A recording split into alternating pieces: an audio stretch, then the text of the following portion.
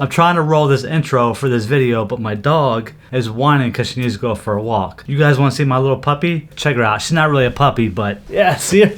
That's a big dog. Her name is Rogue, and she is about 2 years old. I gotta finish doing this video, but I gotta take her for a walk first. Before I take her out for a walk, we're talking about the Sony a6400. So let's go.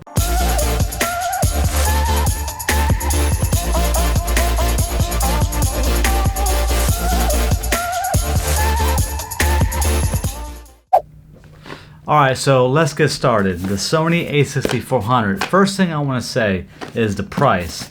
At the time of this video, it goes for $899, and that's with the kit lens. I think if you get it without the kit lens, it might be a little bit cheaper. I'm not really sure how much. If this is your first Sony, I would just get the one with the kit lens. Now, $899 may sound like a lot of money, but for what you get in this camera, it's really not that much. This camera is so compact that it will fit in your front pocket or even your back pocket and even your jacket pocket. That's how compact this thing is, and that was a major selling point for me. It's super light, it's compact, it doesn't take up a lot of big bulky room like a regular DSLR will, and the reason for that is because it is a mirrorless camera. Lens flips up like that, as you can see. Now, some of the negatives that there was when this camera first came out was when the lens is up like this, the hot shoe sits right in the middle. So if you put a mic, a shotgun mic or something like that right here, you can't see the screen because it's going to be right in the way. Well, there's a couple different companies that made some products to avoid that. It's like a little adapter you put in here, and it moves the hot shoe over here, and it fits really nice. So you can attach your mic or whatever, your light on the side here, and your video, your LCD is not obstructed at all. So that complaint, it's not valid because there's ways around that. As far as the physical things about this camera, that's it. Small and flip up screen. Sony didn't do that for a long time until this camera came out, and that was a major selling point for me. Now, the internals, the features are jam-packed in this camera, and it's probably gonna be a long list to go over those features. So I'm just gonna go over my couple of favorite features that made me buy the camera and some features that I wish it had. All right, so the features that made me buy this camera. First and foremost, it shoots 4K at 30 frames per second. Not a lot of cameras, especially on some other brands like Canon, don't do that. They just give you the 1080p at 60, if you get that. 4K at 30 looks beautiful coming out of this camera. Major selling point for me. The other one was you get 1080p at 120 frames per second. Again, not a lot of other companies, Canon, will do that. And I didn't like that. Two little things that all the other companies are doing, but you don't want to do it.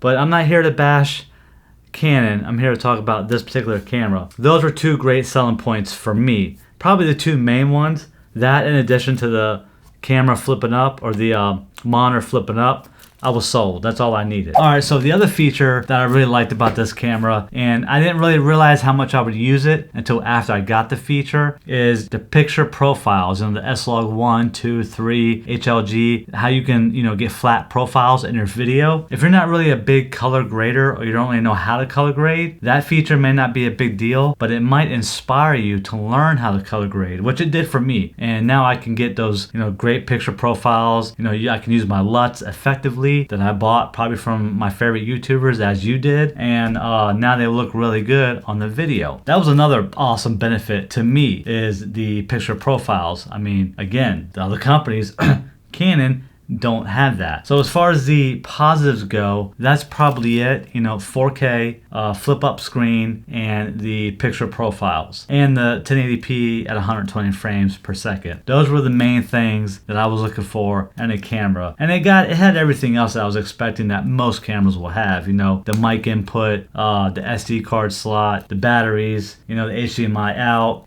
just normal stuff that most cameras come with. Now let's go over the negatives. couple of these negatives could be deal breakers. One of them almost was for me. And the first negative is going to be that this camera doesn't have any IBIS or image or in-body image stabilization.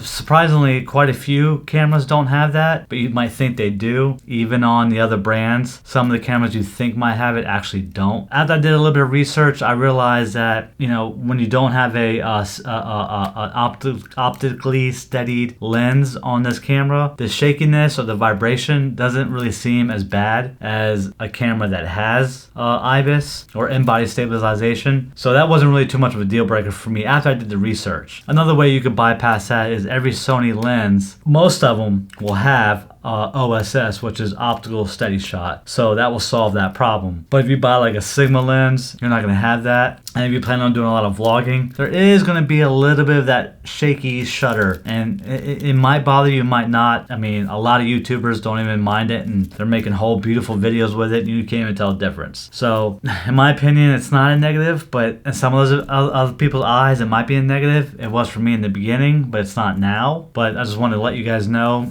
there's no IBIS in this camera, so you just take your own approach on it. Well, the other negative was actually what I already talked about, was the hot shoe being in the way of the flip up screen. But I already told you how to solve that, so that's actually a pretty quick negative. Again, you could bypass it, not a big deal. It was a big deal when it first came out, but not now. So hot shoe, check. So now that I sit here and I think about it, those are really only the two negatives that I have for this camera, is the no IBIS and the hot shoe that is in the way of the flip up screen. And both those things you can, you know, work around or resolve by doing something else. So they're not even really big deals. That's why I believe that this camera is the best beginner camera or the best all-around camera for that price point. And if it's a little bit above your price point, I still think you should really try to figure out a way to get this camera, because you can really grow into this thing. This camera will probably last you a good 5 to 8 years. I mean, depending on how fast you excel in the videography or YouTube or photography world, but this will cover everything that you need it to cover. That's why I love this camera. It's a great beginner camera. You can really grow into it. It's got all the features that you need, super packed with features. There's nothing that you don't need. And I was a little bit worried when I first bought it, because I was a Canon shooter and a lot of people said how great Canon was, and they were. You know, I got no problems with Canon. Canon's actually a really good brand. The camera I had, the T7i, was just too big, just too heavy compared to this. This is like half the size of that thing, and this is a lot lighter. That was just a big deal to me. And then the 4K was a big deal.